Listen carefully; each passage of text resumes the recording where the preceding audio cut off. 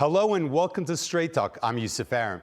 After the U.S.'s chaotic withdrawal from Afghanistan in 2021, concerns quickly emerged that China would step in to fill the power vacuum, particularly regarding Afghanistan's vast, untapped mineral wealth, estimated to be worth over $1 trillion. Of particular interest to Beijing, lithium, a key ingredient in electric vehicle batteries. Now, a growing trade war between the U.S. and China threatens to intensify an already fierce geopolitical rivalry. As the world's leading producer of electric vehicles, China has a significant stake in securing access to Afghanistan's lithium to power its booming EV exports. In 2023, China accounted for nearly 70% of global rare earth element production, critical materials the U.S. also relies on for its defense sector. But as trade tensions escalate, Beijing has started restricting rare earth exports to the U.S. in response to President Trump's tariffs. Washington, meanwhile, is pursuing mineral partnerships elsewhere, eyeing deals in Ukraine. But could Türkiye, home to some of the world's largest untapped reserves, play a role in this growing competition? For more on the competition for rare earth minerals, joining me now from London is Philip Andrew Speed. He's a senior research fellow at Oxford Institute for Energy Studies. From Beijing, Andrew Mok, a senior research fellow at the Center for China and Globalization. And from Melbourne, Seema Khan, a research fellow at Deakin University. Ladies and gentlemen, thanks for joining me. Now, it seems like the U.S. and China playing a game of chicken regarding tariffs, regarding rare earth minerals. And well, Philip, how is this going to end? I mean, it looks like Trump is taking a step forward. China's not backing down. Mistake on top of mistake is what the Chinese are calling it. What's your view? Well, I think that the Chinese are saying that they're going to fight back. So unlike maybe the Vietnam and Japan, they're not saying, "Oh, we'll come and negotiate about tariffs." So yeah, this is a new world we've entered in. But I'll pass to the others who probably know more about tariffs than I do. Mm-hmm. Andy, I want your take as well, because it looks like both countries are going to get hit with their economies. And most importantly, us, the consumer, are going to probably feel this in our pocket because tariffs are going to add to the price. We've already had a bout of inflation post-COVID, with economies heating up, prices going up. Does this mean more inflation?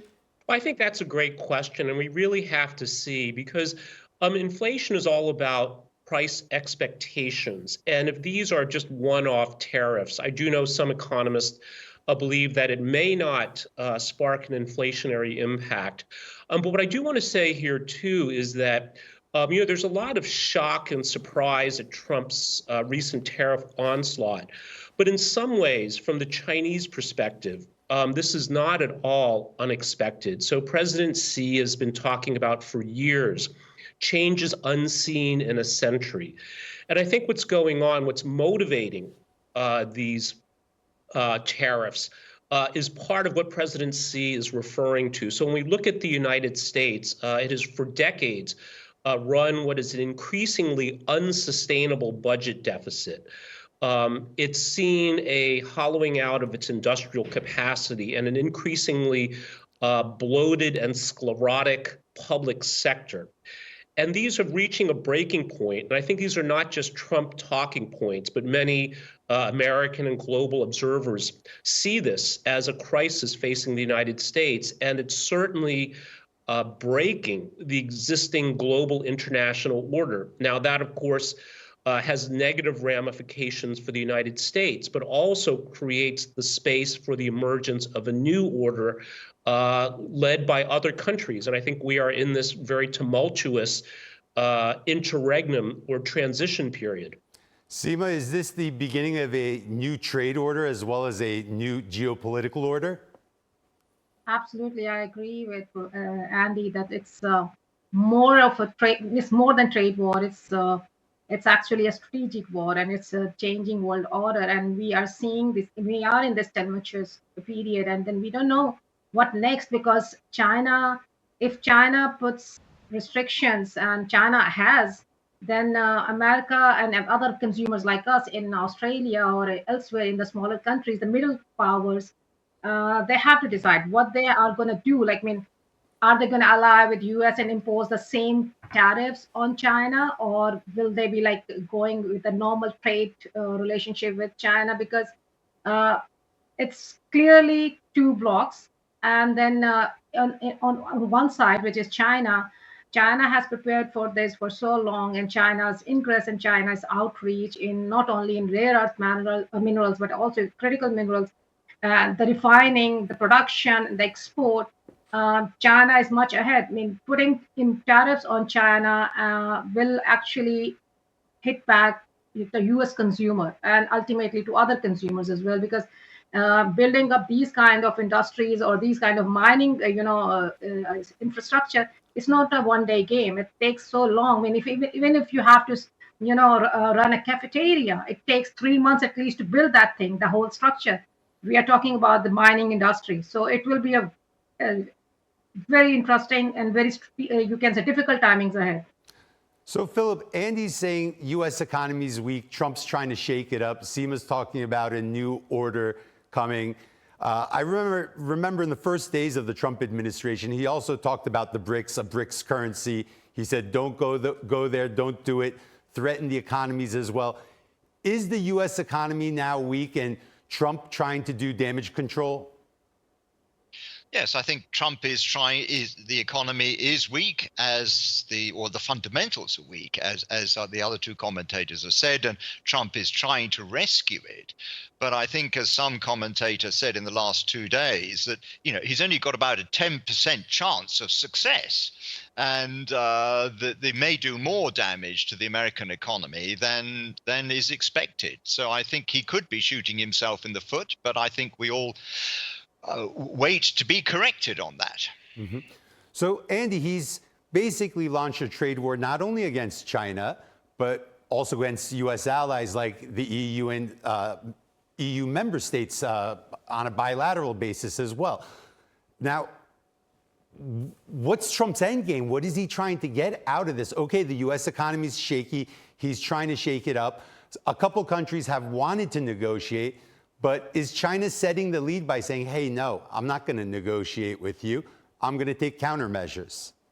Well, I think the Chinese position, maybe to start with this, is that all bilateral relationships need to be based on mutual respect.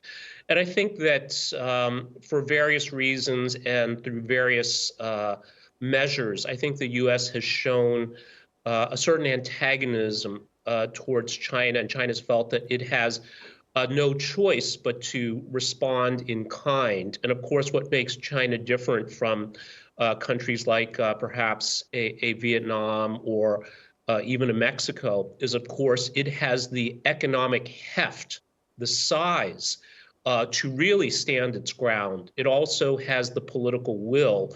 And I think it also has the global stature as well. Obviously, at the United Nations, as a permanent member of the Security Council, a leader in various other international fora, that certainly China has shown it is a country that cannot be bullied. So I think that is one important factor. But I think also it's important to recognize that I think the economy, by all accounts, the U.S. economy has been doing reasonably well. But at the same time, the structural foundations are under enormous stress. And I think Trump describes himself as a hero, or that this is a great honor for him to address these problems. And I think there's some truth to that, in that sooner or later, the American system, because of the budget deficit, because of the bloated, sclerotic public sector, really is going to break. But just when is it going to break? And I think Philip makes an excellent point that these are extreme measures that seem to have a low probability of success. But at the same time, as a country, perhaps the U.S. has no choice and must address these, again, structural challenges. Seema, when experts generally talk about the Chinese economy, they talk about how intertwined it is with the U.S. economy as well, very important trade partners for each other. Now, Andy was talking about the Chinese economy being strong.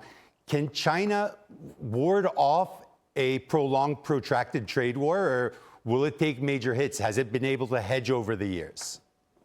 I think China is in a better position because of the Belt and Road Initiative. China's presence is everywhere, especially in Africa. I mean, where we find these rare earth minerals. The issue is not only imposing tariff. The issue is actually it's turning into more strategical, warfare game, because if China is banning export of rare earth minerals and the critical minerals, it means it is hitting indirectly to U.S.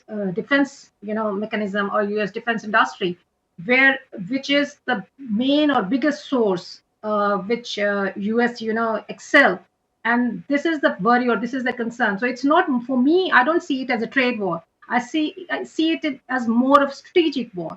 And China, because of Belt and Road Initiative, and we have listened again and again that this is expansionist desire, or China is expansionist strategy. But for me, it is more of its control over resources, and more of control on all these reserves, which earlier was hydrocarbon reserves. Now these are the reserves, and then to building up that infrastructure in US. If we do have it in California, but then to the level, or to the, you can say, what China has excelled, not only in itself within China, but also in Africa, and then now the investment in Afghanistan, and then in other regions. So when I see China ahead, although US has more strategic power, more military alliances, but as I said, countries like Australia and other countries, the actual question lies here, which we all are missing. What would they do? I mean, how would they react? I mean, are they going to ally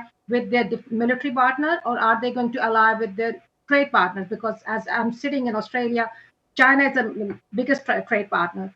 Is Australia going to be, that's a question for other countries. And it's, as it was mentioned earlier, more inflation, more burden on consumer. Would US consumer be able to sustain that?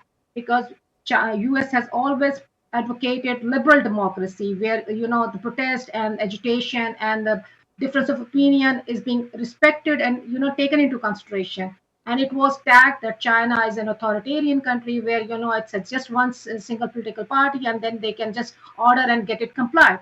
So I see again China ahead, because if it is authoritarian, just for a second we confess this, or if we acknowledge this, then China can impose all these things on its consumer within its domestic industry, or domestic, you can say, policy. And there will be compliance because of its authoritarian regime. But would that be applicable in US also? Would US consumer be, you can say, sustain this heavy price on them? Because I see it as an ordinary consumer. How would the consumer react? Because ultimately, populist leaders like Trump, they are relying on voting, or they have to answerable to their constituency. Would they be able to satisfy their voter after this? Because the shock would be exorbitant. Mm-hmm. Philip, I mean, we talk about a lot of issues on this show, and generally they don't impact the everyday life of consumers. But when we look at these tariffs, and now I want to shift a little more towards rare earth minerals, because they've been talked about a lot. Trump talked about it during his press conference with Zelensky, Xi Jinping talking about it, Putin talking about it, just many other leaders right now. There's a scramble for rare earth minerals. How important are they? How rare are they? Well, rare earth minerals by themselves are not rare. They are all over the world, not in every country, but they exist in the rocks. I used to be a mineral geologist, so I know that. The key here is that China over the last 20 years has built a dominant position not only in the extraction of rare earths from ores in the ground within China, but they've developed the most advanced processing facilities, because to process the ores into metals, the many different rare earth metals, is extremely sophisticated process, and they lead the world in that, producing maybe even 90% of the final products of rare earth metals. These, for the energy perspective that I look at, is particularly important for permanent magnets in wind turbines, but also in the defense industries for lasers, etc., etc. But of course, the rare earths are only just one of many critical minerals. And China has not built such dominance in other critical minerals, but it's certainly ahead in the game, not so much with the ores, but again with the processing, which is carried out within China. And gradually, as has been mentioned through the Belt and Road, China is investing in ores and processing overseas, particularly Latin America and in Africa. So this is a very strong position that has been built up over a period of 20 years, and it's not going to be undermined very quickly. So, Philip, it sounds like China had a lot of foresight building this position up, as you mentioned, over 20, 30 years. Andy, is this the natural progression of the globalization project about 2-3 decades ago that we saw beginning with Bill Clinton and then onwards? Is China the big winner and is the West the loser in globalization? Well, I would certainly say that China has advanced remarkably, even miraculously, since the beginning of economic reform in 1978.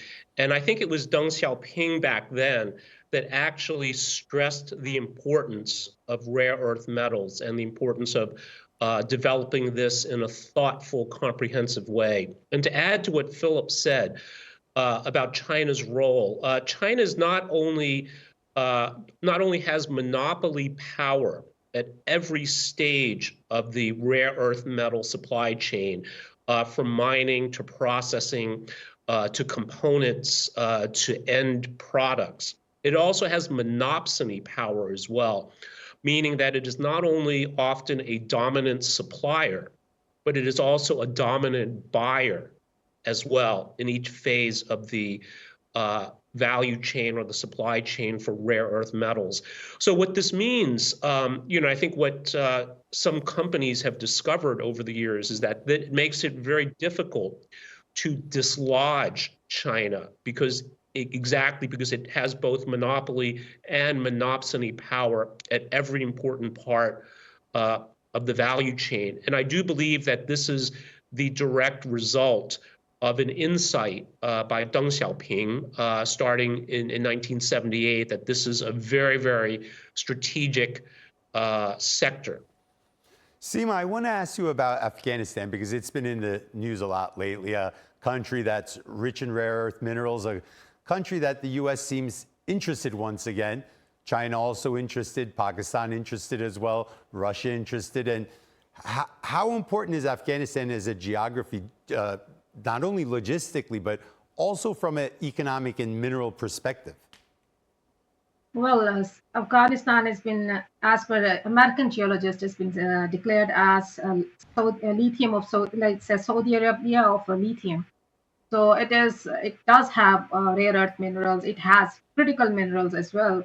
The problem with the U.S. that while it stayed there for 20 years or more, but never tried to explore that thing, never tried to invest it in that part of the sector. But again, as Andy and Philip has stated, that China's foresight and China's you can say critical thinking in these manners or in these matters was much ahead of U.S. The moment in August 2021 when the U.S. Forces were withdrawing, the NATO forces led by U.S. were withdrawing from Afghanistan. And we started hearing, and then there were agreements being signed between China and the Taliban government, the de facto government in Afghanistan. I see China is in a better position because of its own domestic market, but also it's already expanded, infrastructure in Africa, in South Asia, in Far East, so in Latin America. But now, because U.S. has entered in all these areas, in all these regions through military, whereas China has entered in all these areas through its investment. Mm-hmm. So in Chinese foothold and Chinese connectivity with the ordinary person is more, I'm from Pakistan. I know China-Pakistan economic corridor, which is a contentious corridor in Pakistan because of all these, mayhem created that it was being Chinese expansionism, but the infrastructure has been built. So China has already established the infrastructure there, which cannot be undone. Same is the case in Afghanistan. China has established, and this is again, it's going to be again a point, uh, this region where it could be, we can have proxy war there. And I said again, it's more than trade war. It's not only a trade war. It is going to be a war.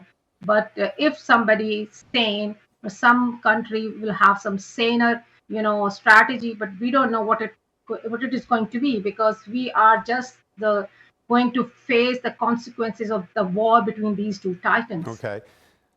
Philip, we talked about China's preparation. I want to ask you a little about Türkiye as well. Now, over the past couple of decades, Türkiye has also made its preparation, the middle corridor stretching from China all the way into European markets.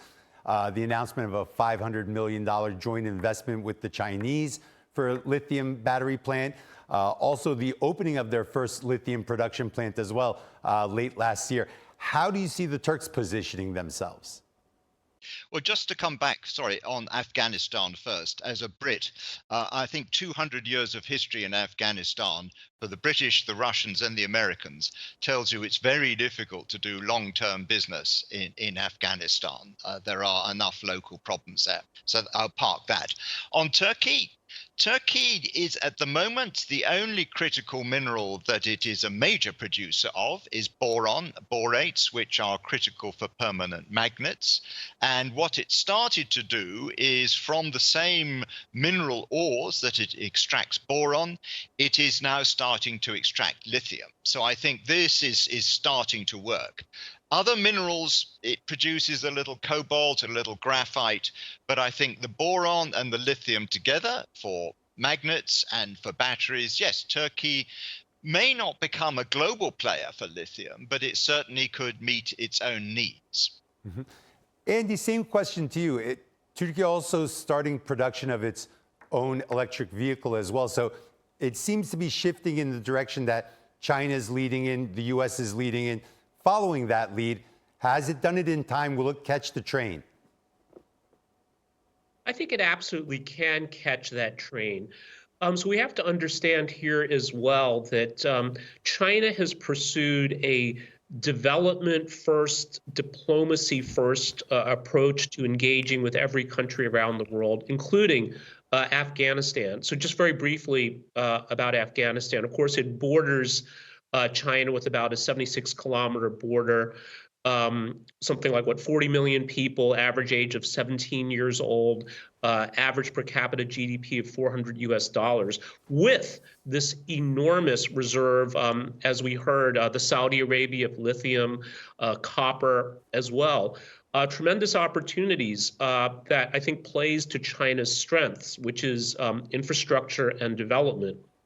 So how this relates to Turkey is, I think, what we've seen also, especially in these so-called industries of the future, that China's approach has been through investment, not just export. So we see, for example, I believe it's BYD with plans for a plant in Hungary, CATL, et cetera. So I think for a country like Turkey, that is strategically located in an important part of the world, it provides important opportunities for partnership through investment, through technology cooperation, localization, et cetera. So I think, again, if we put aside the turbulence that is emanating from the US, and I would say that I don't disagree that part of this is motivated by competition with China, but perhaps more profoundly, it is an attempt to rectify deep structural problems in the United States. And again, the budget deficit, et cetera. And the rest of the world may get along just fine. Clearly the US is an enormous market, but China has, in many manufacturing sectors, more than the combined capacity of the next 5-6 countries combined. So I think what this means is that high quality cost competitive goods is one. That's framed by Western media often in negative terms as overcapacity. But I think, again, the opportunity for partnership through investment and technology as well for countries like Türkiye. Well, Trump definitely has many countries scrambling with the actions that he's taken. Philip, Andy, Seema, that's all the time we have. Thanks for joining me and unpacking this issue. And that's all for this edition of Straight Talk with me, Yusuf Aram. If you got any comments, please share them with us on X at Straight Talk TRT. Also, don't forget to subscribe to our YouTube channel where you can find more exclusive content. Until next time, take care and goodbye.